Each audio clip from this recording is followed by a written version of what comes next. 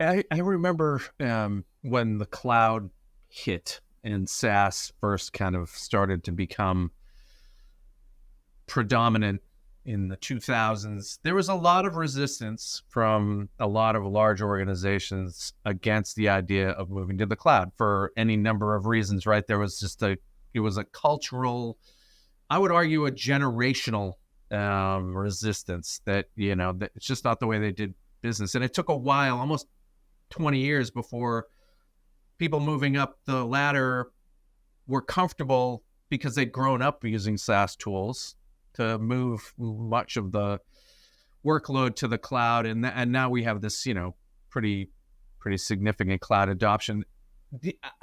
My sense is there's going to be a little bit of that. What do you think about that? The Absolutely. kind of cultural, that there needs to be almost a generational cleansing of kind of the senior decision makers around this sort of thing, that they just won't be able to wrap their head around the possibilities and the opportunity.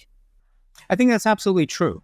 And this is why we are not out there selling to organizations top down to try to get them to shift. That doesn't make any sense. But to allow employees to, again, to in their own workflows and then their teams and then broader, to be able to say, oh, yeah, this thing that I do every day that I manually do, I move from here, change it and put it in here. I don't like doing that anyway. I'm just going to build an automation that does that. And yeah, as this world that I'm proposing we're going to isn't, everybody's not there, tomorrow.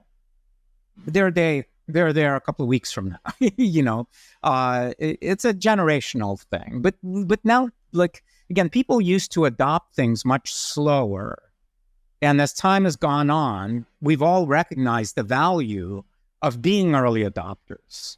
And again, in today's world where everything's getting more and more competitive and where information spreads faster and faster, this ability to, and it's easier sort of to adopt things, where before it was hard. It's like go and buy a box of software. I stood in line for 8 hours till midnight in August of 1995 to buy Windows 95 and spend the rest of the night installing it. Okay. We don't have to do that anymore. You can just push a button and log in with Google and you've adopted it. Woohoo. And so I think it's not going to take human generations, but it is going to take sort of human thought generations to get there. And I think it's going to happen over the next few years.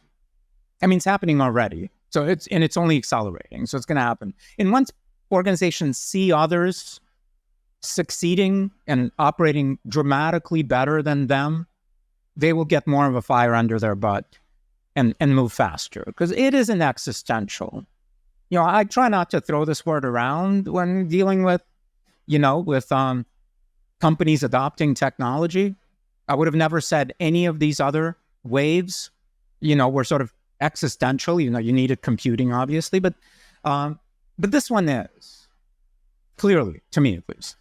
I agree with you, and I think, to your point, this one's just going to go faster than all the other ones by order of magnitude. I mean, the Industrial Revolution was, for all intents and purposes, probably 50 years of kind of adoption, because it was hard to get the steam engine. I mean, they were expensive and they weren't being mass produced it was just hard. But this, all digital, all served at the speed of modern communications.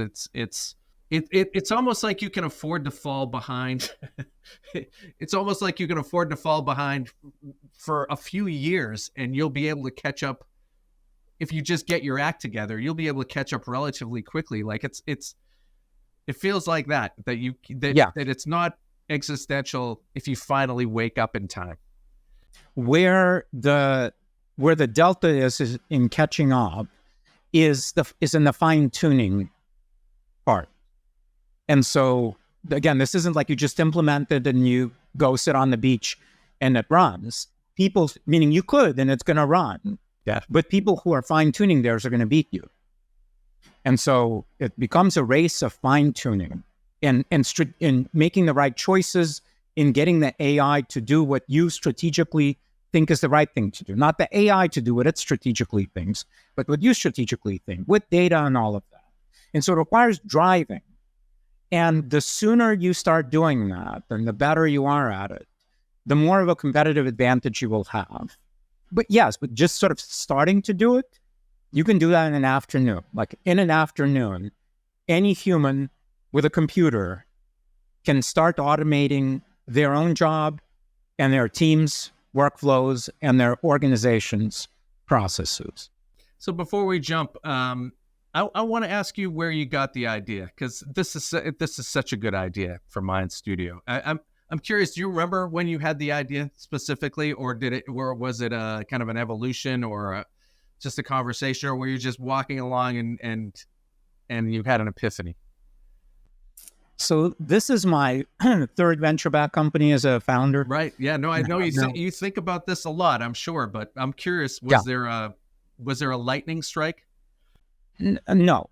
And that's actually why I was sort of giving you the broader things. Like some are, when I had the idea for building my second company, Vio, which was a competitor to YouTube, it was a lightning strike. I was on honeymoon on the big island of Hawaii. I was driving in a rental car, and all of a sudden I was like, I'm going to make it easy for anyone to broadcast video on the internet. I know how to do it. And I showed up, and my wife never forgave me for it because that's when the honeymoon ended, she claimed. And I was out in outer space while she was trying to get my attention. Yeah. So that was like that. This was not like that. Certainly the things that contributed, one is building companies. And again, having spent 18 years building now startups and running teams at Google and MySpace, I've always been acutely aware of just how messy humans are in doing work. And like it's projected onto us, like onto Google, that Google is this like well-instrumented thing that like you show up and you get the most amazing analytics and like everything just sort of, it's nothing like that. That's why it takes so long to build anything. So you got giant numbers of humans trying to figure out how to align on doing something, iterating with one another, brainstorming, like all this stuff. Yeah. And that's always driven me crazy because I have an engineering mind. And so I'm always like looking for efficiencies and inefficiencies. Maybe it's a little of OCD, where it's just been like, you're killing me with these like meetings and all of that. And so when Gen AI showed up and everybody started chatting with ChatGPT and Claude and all that, I looked at that. I was like, well, that's amazing and compelling, but that's not more productive.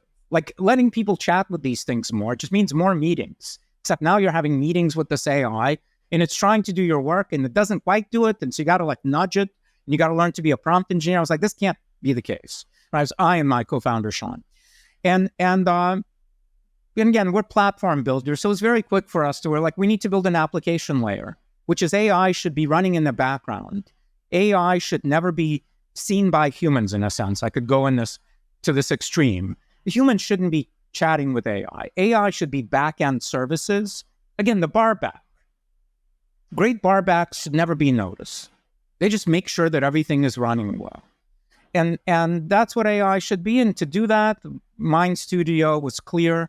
It needs to be model agnostic.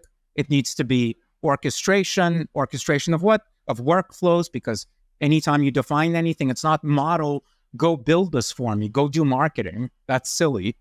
Some people are waiting for GPT-8. And you're going to say to it, GPT-8, build me $1 trillion company, go.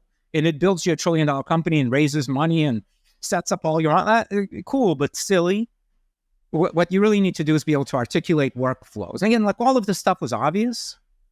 And so I can't say it was like any kind of a lightning strike moment. It was just like, oh, now I got to do the hard work of like putting this thing together and getting it in the hands of people and getting people to pay attention. We live in the attention economy.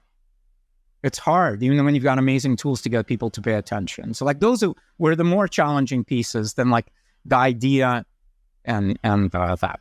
Well, it's a great idea.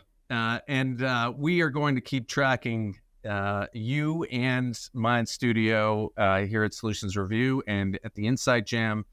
I want to thank you very much for the time today. I'd love to get another chance to chat as we move along here. There's just going to be so much to talk about.